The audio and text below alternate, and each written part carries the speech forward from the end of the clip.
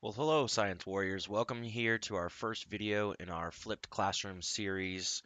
Today we're going to be talking about lab safety because our classroom is a science classroom and at times it will become a laboratory or however you would like to say it. So we need to talk about some safety precautions and safety procedures so that way we can minimize accidents in the classroom. We don't need to read the copyright information, but the purpose for this lab safety is to make sure that when we are hands-on and working with different materials in the classroom, um, that we keep everyone safe. And safety is the number one priority for me, the teacher, and it should also be the number one priority for you, the student. As well as I know that your parents are also concerned with your safety when we start working with things like heat, um, any type of chemicals, or things that could potentially harm your health. So, the knowledge of safety practices includes what to do in emergencies. So, the more trained you are, the better and calmer you will be when a situation does arise, because accidents do happen. So, one of the things is that we need to identify potential dangers that can occur. Now, a lot of this can be prevented if we wait for the safety briefing before every lab. Labs are going to be set up usually in the classroom beforehand. So there will be materials out and about in the classroom. So please make sure that when you come into the classroom, do not touch anything until those safety precautions have been discussed with the entire class. Okay, this is to maintain a level of security for all people in the room. So that is very, very important. So, students should make sure that you follow all directions given by the teacher at all times. That one is rule number one. Also, when we are working on labs, there will be procedures. Those procedures are to be read and executed step by step. Okay, this means you must read step one, complete that step before you go on to step two. Reading beforehand the entire procedure is recommended, but it is not necessary 100% of the time. As long as you are going step one, completing that step, then step two, then completing that step, you should be fine. And then the last thing is definitely you should know where all of the safety equipment is located within the classroom. Maybe you excuse me. There we go, a better view for everybody.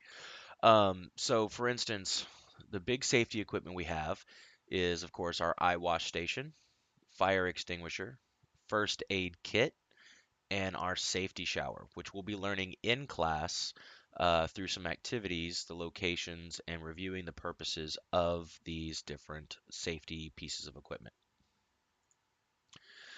Okay, you should also know that you should work in a well-ventilated area and use a fume hood. Well, unfortunately, we do not have a fume hood because we will not be working with chemicals that require that particular safety step. But as you get older, you will learn and use a fume hood, which helps protect you from noxious gases that may develop from an experiment or an activity. We want to make sure that we wash our hands with soap and water to keep them clean, get anything off of them at the end of the lab. In case of, for instance, if you go to lunch with chemicals on your hand, then that chemical will then get into your mouth and could cause you to get sick. We want to keep our lab areas clean. And then before we leave, we want to make sure that the lab area has been picked up, organized, and properly, or all the equipment is properly unplugged. And then, of course, if there's any accident or spill or break in anything, even scratches in some equipment, please notify the teacher, which is going to be me, so that we can handle that and check it for its safety. All right, and then one of the last things, do not begin the lab until you are told to do so. Okay, and you cannot work on anything without the teacher being present. That is super, super important. Any food, drinks, and gum, do not bring it. Um, so you should not bring food, drinks, gum. I'm going to reiterate that. That's very, very important. If you do, let me know, and we will put it in a safe place so that nothing bad can happen to it. And of course, there's no goofing around or horseplay around in the lab. This means no messing with other students, no messing with their equipment, um, because if you do, okay, that can cause you to be pulled out of the lab activity and can result in a not as optimal grade for that particular day. And labs are worth 20% of your 6 weeks average. So that's very important that you participate in those. Okay, so some of the safety equipment we have, of course, is goggles, or they say eyewear. Okay, when you get older, you will see many different types of goggles. The ones we have in class are designed to go over regular glasses. They may be quite warm and might fog on you. That is okay, but we need to keep those on the entire time of the activity.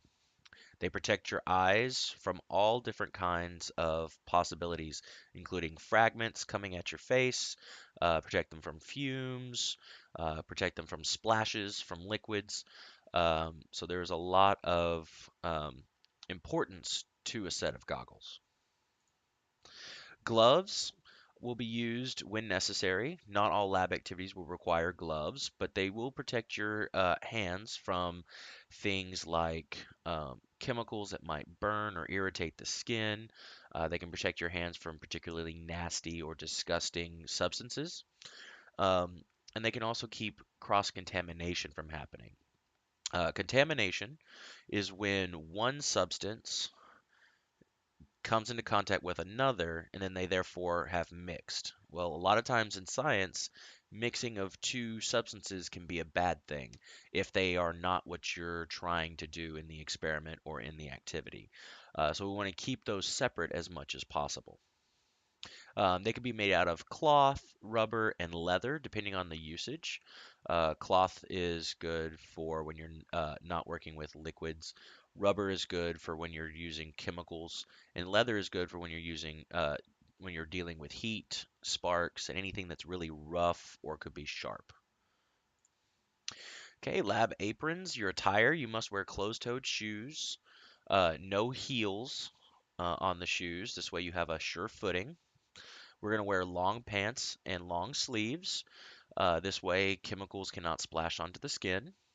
Aprons and lab coats, we typically do not need to use in 6th grade, but they are there to protect your clothing from things that could potentially stain them or cause other damage to the clothes, and could also soak through your clothes and actually touch your skin. Um, for those of you with long hair, you will need to tie that hair back. Keep it out of your face. We don't want it to dangle down in front when you have your head over a hot plate or a beaker with chemicals in it. And then loose and baggy clothing need to be left at home. Those loose and baggy clothing could accidentally hit and knock over something, and we want to keep that to a minimum as well. So, some chemical rules: do not taste or smell any chemicals in the lab unless you are directed to do so. We are going to waft things towards our nose by taking our container and taking our hand and pushing the air towards our nose. This is wafting. This keeps our sense of smell safe, but we can still observe the odor. Okay. Glassware and equipment. Okay, do not use dirty, chipped, or broken glassware at any time. If you notice a crack or a chip in something, please let me know so that we can dispose of it properly and get you a new container. All right. Also inform of any damage you might see on any kind of electrical equipment. Okay, frays in the wires, cuts or holes in the wires. If there is a dirty surface that appears to have something on it that you can't identify, um, please, you must let the teacher know immediately. And also make sure you wear your proper protective gear when dealing with glassware. Okay, hot and cold glassware do look the same regardless of its temperature. So always treat it as if it was hot. Okay, heating substances. Okay, we're not going to be using flames, but if you do, make sure that that flame is a safe distance from you, and never lean over an open flame. Use tongs and protective gloves to heat glass and metal so that you do not burn yourself. Okay, and I will have what is called the Material Safety Data Sheet, or the MSDS. This provides me with information that will, if there is any kind of accident or anything, then we can look at exactly how to treat and take care of, whether it be a chemical touching the skin, or what other kind of first aid measures we must take. Okay, and here are some resources that this information came from. That is going to end our first video for today about general safety procedures and things that are important. Um, Please make sure that you complete your notes on this particular topic, and I look forward to seeing you in class so that we can continue with our activities and learn a little bit more about specifically what is in our classroom to help us in case of an emergency. Hope you guys have a great day, and we'll see you next time.